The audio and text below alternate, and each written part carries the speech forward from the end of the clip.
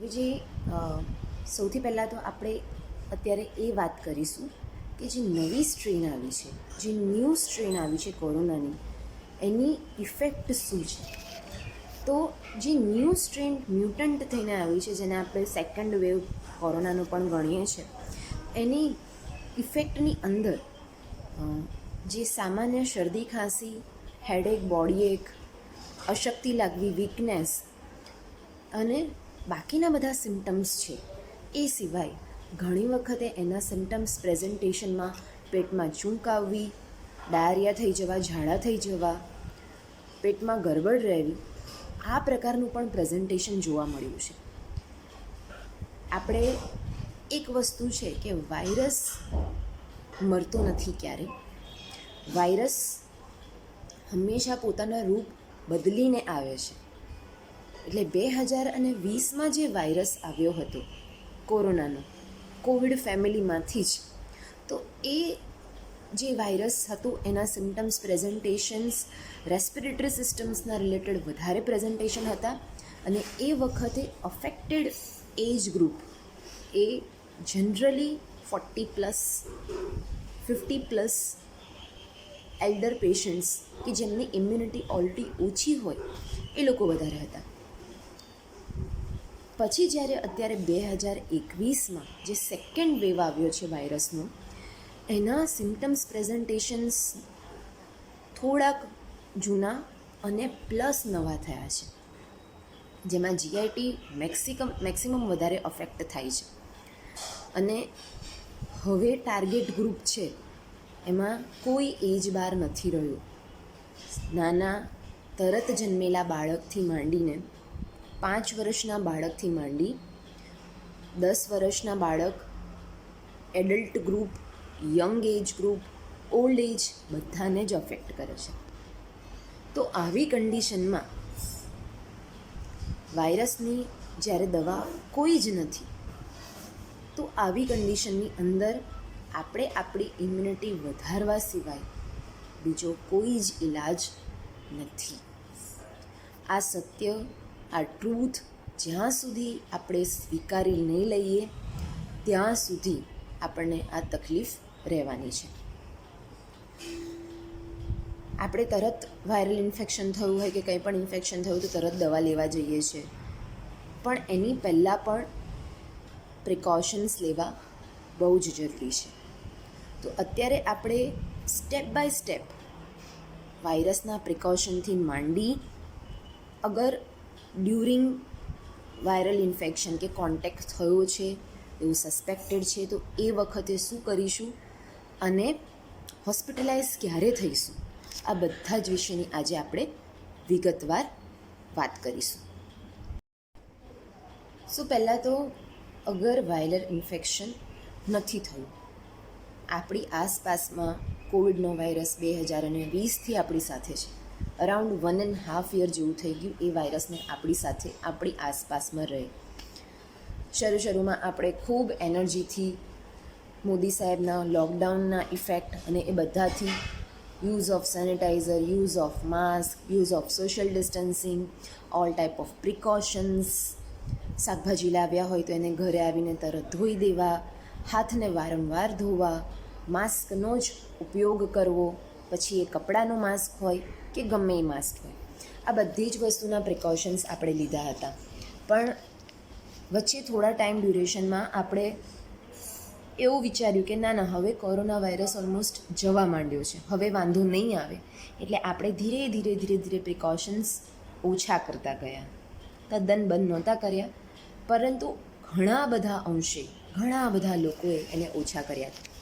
તો આ જે ઓછા કર્યા હતા એના કારણે વધારે લોકો સંક્રમિત થયા. અને આપણે આપણે હવે જાગવાની અને સમજવાની જરૂર છે કે કોરોના હોય કે ના હોય, આપણી આસપાસના વાતાવરણનું એટમોસ્ફિયર, આપણી આસપાસનું મધર અર્થ હવે એવું થઈ ગયું છે કે આપણે આ પ્રિકોશન્સ હવે ફોર અ લોંગ ટાઈમ સુધી આપણી સાથે જ રાખવા પડશે. Whether it is a social distancing, whether it is a mask using, whether it is a hand hygiene. Of course સેનિટાઇઝેશનનો રોલ છે, પણ અગર તમે એને માત્ર ને માત્ર હેન્ડ હાઇજીનથી પણ કરો, જેમાં હાથ સિમ્પલ સાબુથી પણ વોશ કરો, તો એ અગત્યનું છે. એક કોમન પબ્લિક માટે હેન્ડ હાઇજીન બહુ જ ઇમ્પોર્ટન્ટ છે. અને હેલ્ધી હેબિટ્સ જે આપણે નાનપણથી ભણાવવામાં આવી છે કે ભાઈ નાકમાં આંગળીમાં હાથ નહીં નાખો, મોઢામાં આંગળી મોઢામાં ના નાખો, નમસ્તે કરો, હેન્ડશેક ના કરો, આ બધી જ વસ્તુની ટેકનિક આપણે આપણી લાઈફસ્ટાઈલમાં એડ કરીને જ ચાલવું પડશે. એટલે આ બધા જ પ્રિકોશન્સ, ગમે એટલી વખત એવું સંભળાય કે કોરોનાનો વેવ ઓછો થયો છે, કે કોરોનાનો વેવ જતો રહ્યો છે, કે કોરોના જતો રહ્યો છે, તેમ છતાં પણ દરેક વ્યક્તિએ મગજમાં આ વસ્તુ રાખી અને એ ટેકનિક હંમેશના માટે પોતાની લાઈફસ્ટાઈલની અંદર એડ કરી જ દેવાની. એ સિવાયના પ્રિકોશન્સમાં વાયરલ ઇન્ફેક્શન ના થાય એના માટે આગળના steps: healthy food, make your food your own safeguard. એવું ફૂડ લો જેમાંથી તમને મેક્સિમમ અમાઉન્ટમાં હેલ્ધી ન્યુટ્રિશન્સ મળે. ઘરનું બનાવેલું ફૂડ, ઘરનું તાજું ફૂડ, વાસી ખોરાક નહીં, બહારનો કોઈપણ પ્રકારનો તળેલો કે વાસી ખોરાક નહીં, પેકેજિંગ ફૂડ નહીં, પેકેજિંગ બોટલ્સ નહીં. I know it's tough, but still we can all do that. And એની સાથે સાથે આપણા માટે જરૂરી વસ્તુ yoga, meditation, everyday yoga stress plus oxygenation બહુ જ ઇમ્પ્રૂવ કરે છે. તો આ અમુક સ્ટેપ્સ છે જે આપણે રેગ્યુલર હેબિટમાં કરીશું તો કોરોના કે કોઈ પણ વાયરસ કે કશા પણ ઇન્ફેક્શનની સામે આપણે આપણી સેલ્ફને સજ્જ કરી શકીશું. આ બધી વસ્તુ છે કે જે આપણે વાયરલ ઇન્ફેક્શન લાગતા પહેલાં કરી શકીએ. પ્રોપર અમાઉન્ટમાં રાતની ઊંઘ, વિટામિન સપ્લિમેન્ટ્સ. ઓફકોર્સ આપણે હંમેશા એડવર્ટાઇઝ જોતા હોય છે કે 30+ એજ પછી વુમનને કેલ્શિયમની રિક્વાયરમેન્ટ છે, મેલને કેલ્શિયમની રિક્વાયરમેન્ટ હોય છે, આપણે મલ્ટીવિટામિન્સની રિક્વાયરમેન્ટ હોય છે, કારણ કે આપણને આપણા ફૂડમાંથી વિટામિન B12ના કમ્પોનન્ટ સ્પેશિયલી નથી મળતા. So make a habit of vitamins in your everyday life. Haphazardly જ્યારે આપણને વાયરલ ઇન્ફેક્શન થાય છે ત્યારે આપણને ડૉક્ટર પહેલાં મલ્ટીવિટામિનના ગોળીઓ પ્રિસ્ક્રાઇબ કરે એની પહેલાંથી જ તમારા પોતાના ફેમિલી ફિઝિશિયન સાથે ફોનથી કન્સલ્ટેશનમાં કરી અને વિટામિન્સને તમારી ડે ટુ ડે લાઈફનો એક પાર્ટ બનાવી દો. Make your Ayurvedic or homeopathic medicines as a part of your life. Immunity વધારવા માટે મને ઇન્ફેક્શન થશે પછી હું હોમિયોપેથિક કે એલોપેથિક કે આયુર્વેદિક દવા લઈશ એવું નહીં. Make homeopathic and vitamins and or Ayurvedic medicines as a part of your lifestyle. Immunity વધારવા માટે પહેલેથી મહેનત કરવી જોઈએ, એ વખતે નહીં. So this are all the steps કે જે આપણે પ્રિકોશન્સ તરીકે, વાયરસના ઇન્ફેક્શનના પહેલાં સ્ટેજ તરીકે, એની પહેલાં બોડીને એક સેફગાર્ડ, એક ફૂલ્લી ગાર્ડેડ કે જેથી એને કોઈ પણ પ્રકારનું ઇન્ફેક્શન ના લાગે એના માટેના આ બધા એફર્ટ્સ થયા. હવે નેક્સ્ટ સ્ટેપ છે કે ધારો કે મને એવું લાગ્યું કે મને કોરોનાના સિમ્ટમ્સ કે મને કોરોનાવાળા પેશન્ટના કંઈક કોન્ટેક્ટ થયો તો હું શું કરું. એવા વખતમાં મારે શું પ્રિકોશન્સ લેવા જોઈએ અને મારે કયા સ્ટેપ્સ લેવા જોઈએ. સપોઝ તમને એવું લાગ્યું કે એ વખતે તમારો કોરોના પેશન્ટ સાથેનો કોઈ કોન્ટેક્ટ થયો છે તો વેઇટ. એની સાથે સાથે તમારા ડે ટુ ડેના સપ્લિમેન્ટ્સ, ડે ટુ ડેની બધી જ લાઈફસ્ટાઈલ, હેલ્ધી લાઈફસ્ટાઈલ ચાલુ જ છે. કોરોનાના કોઈ લક્ષણ દેખાય છે કે નહીં એની પહેલાં રાહ જુઓ.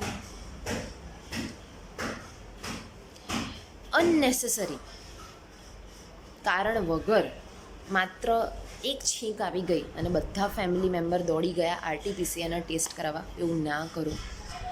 અનનેસેસરી ગવર્મેન્ટના બૂથ ઉપર કે પ્રાઇવેટ હોસ્પિટલમાં જઈ અને આરટીપીસીઆરના ટેસ્ટનું બર્ડન ના મૂકો બધા ઉપર.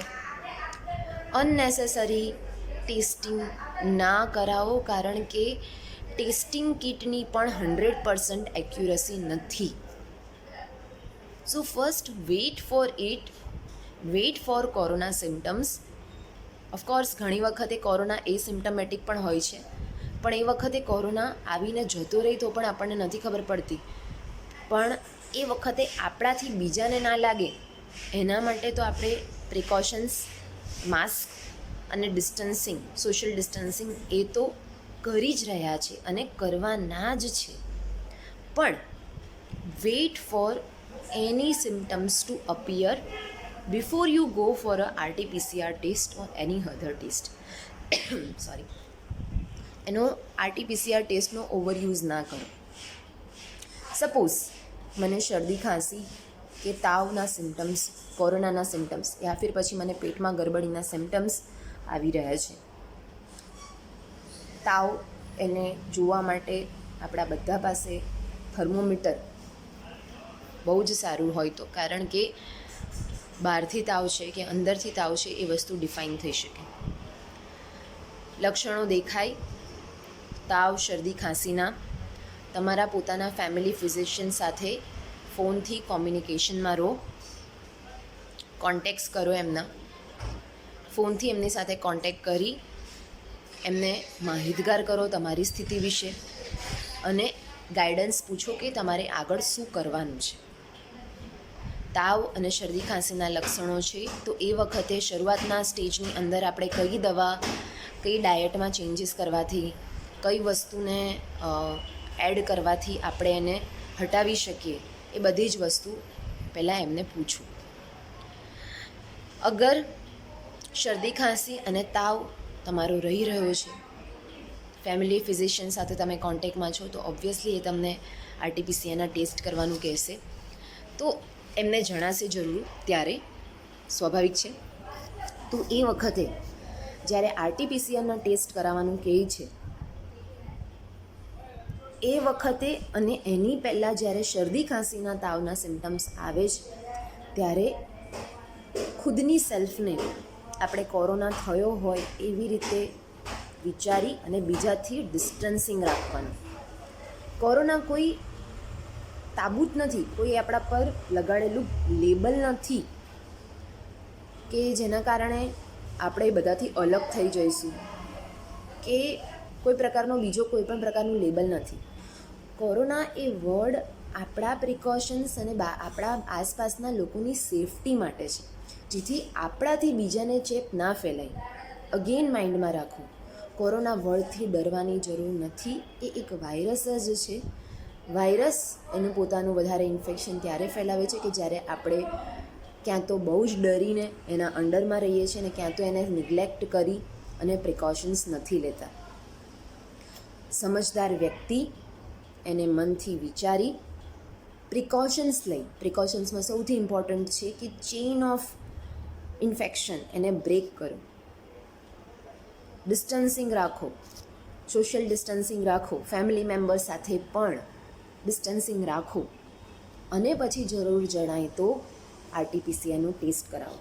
આરટીપીસીઆરનો ટેસ્ટના રિપોર્ટ આવતા પણ તમે અગર પ્રાઇવેટ હોસ્પિટલમાં કરશો તો 48 અવર્સ થાય છે, અને રેપિડ ટેસ્ટ માટે પણ જાઓ છો તો એના માટે પણ થોડોક જે સમય લાગે છે. તો એ ડ્યુરેશનમાં, જ્યારથી તમને શરદી ખાંસી થઈ છે એ ડ્યુરેશનમાં તમે મનથી પોતાને કોરોના મને થયો હોય તો હું શું પ્રિકોશન લઉં એ રીતના પ્રિકોશન સ્ટાર્ટ કરી દો. માસ્ક જે કમ્પલસરી છે, કોરોના પહેલાં પણ કમ્પલસરી છે, ડ્યુરેશનમાં પણ કમ્પલસરી છે. સોશિયલ ડિસ્ટન્સિંગ, એ બધી જ વસ્તુના પ્રિકોશન લો જેથી તમે બીજા કોઈને સ્પ્રેડ ના કરો. મનથી સ્વીકારીને, એટલે મનથી પડી ભાંગીને નહીં, મનને સજ્જ કરીને, મનને સ્ટ્રોંગ કરીને કે જે પણ ઇન્ફેક્શન છે મારું શરીર એને સામે લડત આપવા માટે સ્ટ્રોંગ છે. મનથી જેટલા બને એટલા પોઝિટિવ વાઇબ્રેશન આપીને, of course if you think, if you can laugh, but this is the truth. મનથી જીત્યા એ જીત્યા, મનથી હાર્યા તે હાર્યા. એટલે હું એવું નથી કહેતી કે તમે મેડિકલ સાયન્સને ઓવરરૂલ કરી દો. હું એવું નથી કહેતી માત્ર દવા લીધા વગર તમે શાંતિથી એવા વાઇબ્રેશન કરો કે મને સારું થઈ જશે, મને સારું થઈ જશે. This is not the thing. The true thing is taking a proper self-care, taking a proper all the medicines, taking all the precautions. 48 hours જે RT-PCR ટેસ્ટ ના આવે ત્યાં સુધી પણ સેલ્ફ આઇસોલેશન ફેમિલી મેમ્બર્સથી પણ, આસપાસના લોકોથી પણ, રિલેટિવ્સને પણ કહી દેવાનું કે એ લોકો પણ એઝ અ લોકડાઉનમાં જીવતા હોય એવી રીતના થોડું સેલ્ફ આઇસોલેશન કરે. જ્યાં સુધી RT-PCR ટેસ્ટ ના આવી જાય કે જ્યાં સુધી તમારા સિમ્ટમ્સ જતા ના રહે. તો આ તમે ચેઇન જે સ્પ્રેડ થવાની જે ચેઇન છે એને તમે અટકાવો છો. You are adding a very powerful part from your own point of view. અને એ ડ્યુરેશનમાં maximum positive thinking with all the medicines and with under all your guidance of your own physician. બરાબર છે? તો વસ્તુ એ નથી કે આપણને શરદી ખાંસી થઈ એટલે આપણને કોરોના થયો જ છે. નહીં, થઈ શકે, બની શકે. એના માટે પહેલેથી જ આપણે એના સામેના પ્રિકોશન્સ લેવાના અને એ પ્રમાણેના બધા જ પ્રકારના ડાયટના, ફૂડના અને મેડિસિન્સના પ્રિકોશન્સ લઈ અને એ પ્રમાણેની દવા ચાલુ કરી દેવાની. સો અનનેસેસરી ટેસ્ટિંગ નહીં, testing only under the guidance of the physician. અનનેસેસરી બધા જ ફેમિલી મેમ્બર એક સાથે જતા રહે એવું નહીં, બટ એની સાથે સાથે ટેસ્ટ કરાવ્યા વગર પણ સેલ્ફ ડિસિપ્લિન, સેલ્ફ લોકડાઉનથી તમારા થ્રુ બીજાને ના ફેલાય એની ખૂબ કાળજી રાખી અને જ્યારે કામ કરવામાં આવશે તો આપણે એક જવાબદાર નાગરિક તરીકે, એક રિસ્પોન્સિબલ પર્સન આપણી સેલ્ફ માટે, આપણા પોતાના હેલ્થ માટે, આપણી આસપાસના રિલેટિવ, આપણી આસપાસની કોમ્યુનિટી માટે આપણે બહુ જ સારું એક આપણો પોતાનું યોગદાન આપી શકશું. તો આ છે, અગર મને કોરોનાનો સિમ્ટમ્સ થયો, અગર મને કોરોનાના લક્ષણ દેખાવા માંડ્યા, ત્યારે મારે શું કરવાનું છે? મારે એક પર્સન તરીકેની કઈ કઈ કાળજી લેવાની છે? RT-PCR ટેસ્ટ ક્યારે કરાવવાનો છે? RT-PCR ટેસ્ટના રિપોર્ટ આવે ત્યાં સુધી મારે શું કરવાનું છે? મારા ઘરના ફેમિલી મેમ્બરે RT-PCR મારો રિપોર્ટ આવે ત્યાં સુધી કઈ કાળજી લેવાની છે? અને અગર એ ફેમિલી મેમ્બર્સમાંથી કોઈ બીજાને પણ શરદી ખાંસી કે બીજા પેટમાં દુખાવાના કે બીજા કોઈ લક્ષણો હોય તો તરત જ એમને પણ ડૉક્ટરની સાથે કન્સલ્ટમાં રહી અને પછી એના માટેના આગળ પ્રિકોશન્સ અને કઈ કઈ મેડિસિન્સ લેવાની છે અને ક્યારે એમને ટેસ્ટ કરાવવાનો છે. આ બધી જ વસ્તુ કોઈ ડૉક્ટરની સાથે, કોઈ ફિઝિશિયનની સાથે તમે સતત સંપર્કમાં રહી, તમારા ફેમિલી ફિઝિશિયન સાથે સતત સંપર્કમાં રહી અનનેસેસરી લાઇનિંગ, જેના ગવર્મેન્ટના આપણે ટેન્ટ્સની પાસે જોઈએ છે કે બહુ જ લાંબી લાઈનો હોય છે. ભાઈ, ઉલટાનું એ વખતે તમે તમારી સેલ્ફને સંક્રમિત થવા માટે ઓપન રાખો છો. એ વખતે કદાચ તમને કોરોના નહીં પણ થયો હોય તો પણ થઈ જશે અને તમારા થ્રુ બીજાને પણ થશે. So making that utmost precautions during when you have some symptoms of corona, some presentation, a few presentation of any viral or any flu-like symptoms. Remember, કોઈ પણ flu-like symptoms છે કોરોના થઈ શકે છે. કોરોના જ છે એવું નથી, ડરવાની જરૂર નથી, બટ હા, પ્રિકોશન્સ લેવાની બહુ જ જરૂર છે. બીજું એક સૌથી અગત્યનું ઇમ્પોર્ટન્ટ વસ્તુ, મારે હોસ્પિટલાઇઝ ક્યારે થવું અને ક્યારે ના થવું. સો પહેલી વસ્તુ તો એ કે જ્યારથી તમને ફ્લૂ-લાઇક સિમ્ટમ્સ કે શરદી ખાંસીના તાવના સિમ્ટમ્સ આવવા માંડ્યા છે, તમે તમારા ફેમિલી ફિઝિશિયનના ગાઈડન્સમાં છો, તમે તમારા ફેમિલી ફિઝિશિયન સાથે સતત ફોનથી કોન્ટેક્ટમાં છો, તો એમને તમારી સ્થિતિ, તમારી અપડેટ સતત મળતી રહે. વોટ્સઅપ, ફોન એવું મીડિયમ થઈ ગયું છે કે આપણે ઇઝીલી બીજા પર્સનને મળ્યા વગર પણ ડાયરેક્ટલી આપણે આપણી વસ્તુ એમને કોમ્યુનિકેટ કરી શકીએ છીએ. તો એનાથી આપણે એમને સતત કોમ્યુનિકેટ કરી રહીએ. પણ તમને સતત એટલે હોસ્પિટલાઇઝ થવા માટેના પણ ક્રાઇટેરિયા હોય છે. તો બેઝિકલી કોરોના અગર ડાયગ્નોઝ થઈ ગયું છે અને એના પછી આપણને તકલીફની અંદર તાવ, શરદી, ખાંસી બધા સિમ્ટમ્સ આવ્યા છે, એની સાથે સાથે આપણે સિટી સ્કેનનો રિપોર્ટ કરાવ્યો છે, જેનો સિટીનો સ્કોર આરટીપીસીઆરનો પણ સ્કોર આવે છે, જેમાં આપણને વાયરલ લોડ ખબર પડે છે. તો સિટી સ્કેનનો સ્કોર પણ, જેને કોરાડ્સ કહેવામાં આવે છે, CORADS, તો સિટી સ્કેનના સ્કોરની અંદર આપણને એ લોકો આઉટ ઓફ 25, એટલે કે જે એના લોબ્સ છે લંગ્સના અલગ અલગ સેક્શન છે, તો એના ઉપર ન્યુમોનિયાની અસર કેટલી છે અને કેટલા ભાગના લંગને અફેક્ટ કર્યું છે એ પ્રમાણેના આપણને સિટી સ્કોર, કોરાડ સ્કોર આપણને આપે છે. તો બેઝિકલી એ સ્કોર આપણે આપણા ફેમિલી ફિઝિશિયન કે ડૉક્ટરની સાથે કન્સલ્ટમાં રહી એમને ઇન્ફોર્મ કરવાનું રહેશે. એની અંદર અગર આપણને મોડરેટ ન્યુમોનિયા હોય કે હેવી ન્યુમોનિયાની અસર હશે તો એના કારણે આપણને ભવિષ્યમાં ઓક્સિજનની કમ્પ્લેન થઈ શકે. તો એના માટેના પહેલેથી જ કયા પ્રકારની દવાઓ લેવાની, કયા પ્રકારના ઇન્જેક્શનથી કે કઈ પ્રકારની દવાથી ઘરેથી આગળ જવાની જરૂરિયાત આપણને ના પડે, એના માટે આપણે આપણા ફેમિલી ફિઝિશિયન સાથે કોમ્યુનિકેશનમાં રહેવાનું.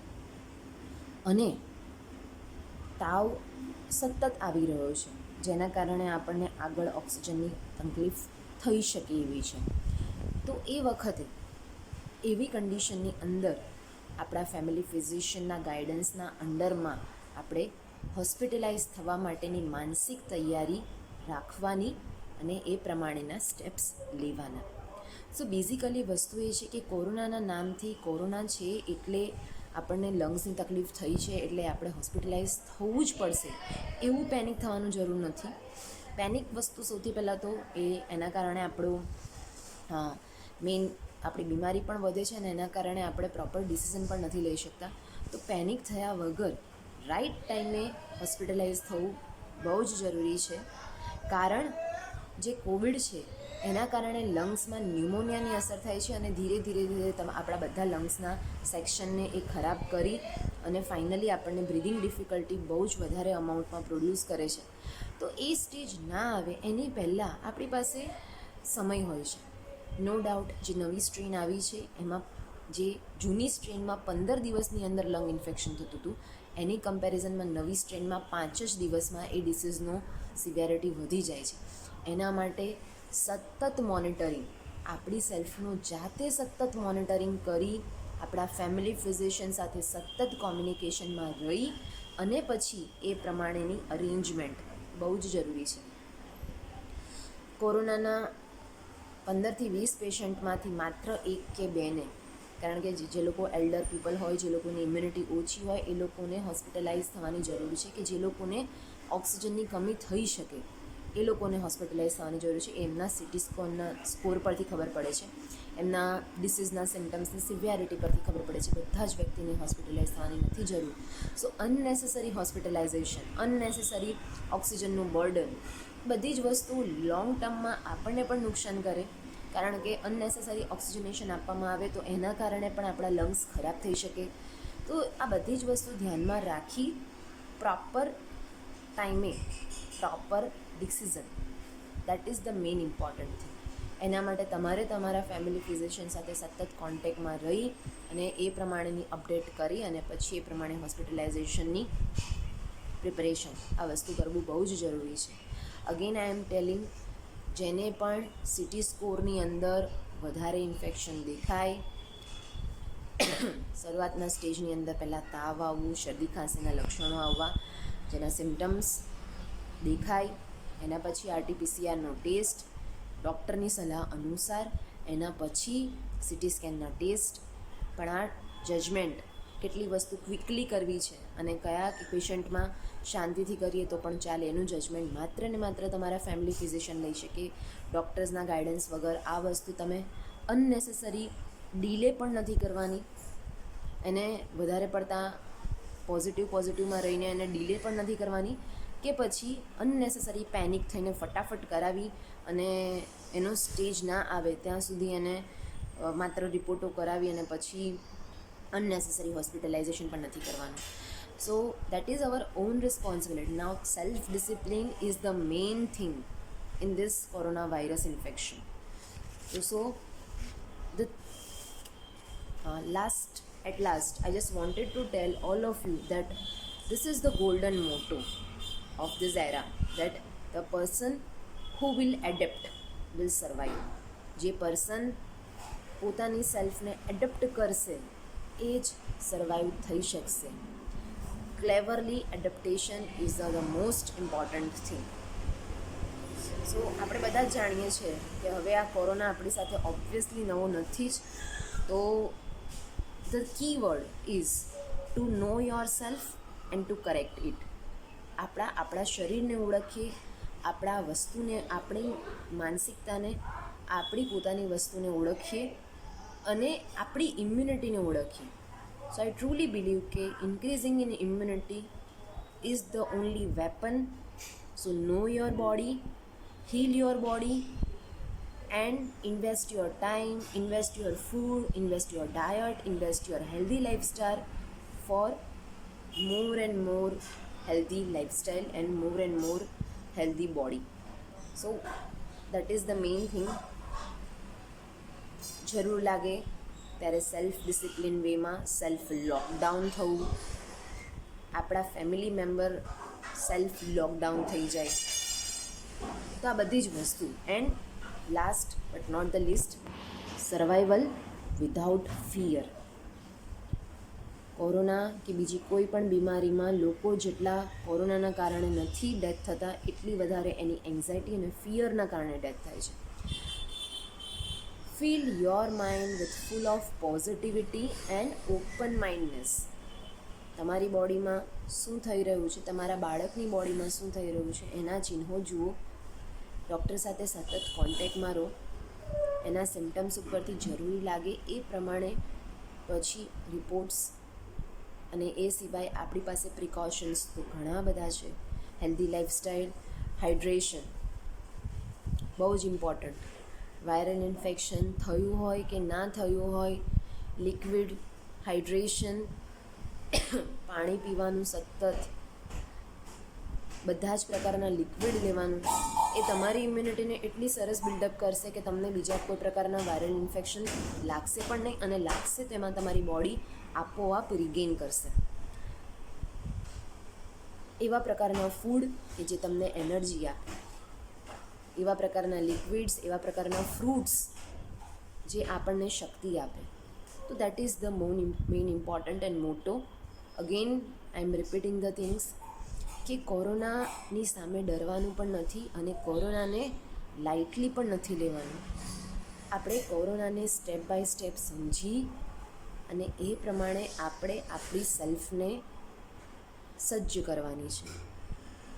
બિફોર કોરોના, આપણા ઘરમાં એન્ટર થાય એની પહેલાંથી ના પ્રિકોશન્સથી, during corona self lockdown, self discipline, symptomatology જોઈ, ફીવરને ચેક કરી, ફિઝિશિયન સાથેના સતત contact. Again I am telling કે ડિસીઝની સિવેરિટી વધી છે એટલે ઢીલાશ નહીં, કોઈ પણ પ્રકારની કચાશ નહીં, પણ કોઈ પણ પ્રકારના અનનેસેસરી પેનિકનેસ કે અનનેસેસરી ડર પણ નહીં. સ્ટેપ્સને સમજો. ડ્યુરિંગ કોરોના, ડ્યુરિંગ એના સિમ્ટમ્સ દેખાય છે તો એને કન્ફર્મેટરી ટેસ્ટ, સિટી સ્કેનના ટેસ્ટ આગળ, ફેમિલીના બાકી મેમ્બરે શું પ્રિકોશન્સ રાખવાના, આસપાસના નેબર્સ અને ફ્રેન્ડ્સની સાથે શું પ્રિકોશન્સ રાખવાના, અને એ પછી ક્યારે હોસ્પિટલાઇઝ થવું. આ બધાના સ્ટેપ છે, આ બધાના જ આપણી પાસે ગાઈડલાઇન છે. તો એને પહેલેથી જ સમજો. જ્યારે આ વસ્તુ થશે, જ્યારે આપણને શરદી ખાંસી હશે ત્યારે આપણે આ વસ્તુ નહીં સમજી શકીએ. પણ એક ફેમિલીની અંદર, 4 જણના એક ફેમિલીની અંદર અગર 2 માણસ કે 1 માણસ પણ આ રીતના થિંકિંગ પ્રોસેસ ડેવલપ કરી અને એ પ્રમાણે ફેમિલી હેન્ડલ કરશે તો આપણે કોરોનાના અનનેસેસરી બર્ડનથી બચી શકશું. અને ટાઈમલી મેડિસિન્સ પણ આપશું. Timely is also important. Last સ્ટેજમાં આવી ગયો છે અને હવે આપણને ઓક્સિજન અને બેડની કમી છે અને ત્યારે આપણે હોસ્પિટલ શોધવા જઈએ છીએ, તો that is not also a true thing. એ પ્રિકોશન, એ સ્ટેજ જ ના આવે, એટલો સ્ટેજ જ ના આવે એની પહેલાંથી તકેદારી, પહેલેથી લિક્વિડ, પહેલેથી મલ્ટીવિટામિન્સ, પહેલેથી જ બધી વસ્તુ. Why not? પહેલેથી જ homeopathic medicine, why not? So that is the whole thing. With this, I'm just concluding my lecture over here. You can say my interaction with you over here. See you all. If you have any query regarding anything, we are there all time for you. So just take proper care of yourself. Take proper precautions. Don't panic and take timely decision. Not to be over panic. Not to be underestimating. Okay, see you all. સો પહેલાં તો અગર viral infection નથી થયું, આપણી આસપાસમાં કોવિડનો virus 2020થી આપણી સાથે છે, અરાઉન્ડ 1.5 યર જેવું થઈ ગયું એ વાયરસને આપણી સાથે આપણી આસપાસમાં રહે. શરૂમાં આપણે ખૂબ એનર્જીથી મોદી સાહેબના લોકડાઉનના ઇફેક્ટ અને એ બધાથી use of sanitiser, use of mask, use of social distancing, all type of precautions, શાકભાજી લાવ્યા હોય તો એને ઘરે આવીને તરત ધોઈ દેવા, હાથને વારંવાર ધોવા, માસ્કનો જ ઉપયોગ કરવો, પછી એ કપડાનું માસ્ક હોય કે ગમે એ માસ્ક હોય, આ બધી જ વસ્તુના પ્રિકોશન્સ આપણે લીધા હતા. પણ વચ્ચે થોડા ટાઈમ ડ્યુરેશનમાં આપણે એવું વિચાર્યું કે ના હવે કોરોના વાયરસ ઓલમોસ્ટ જવા માંડ્યો છે, હવે વાંધો નહીં આવે, એટલે આપણે ધીરે ધીરે પ્રિકોશન્સ ઓછા કરતા ગયા. તદ્દન બંધ નહોતા કર્યા, પરંતુ ઘણા બધા લોકોએ એને ઓછા કર્યા હતા. તો આ જે ઓછા કર્યા હતા એના કારણે વધારે લોકો સંક્રમિત થયા અને આપણે શું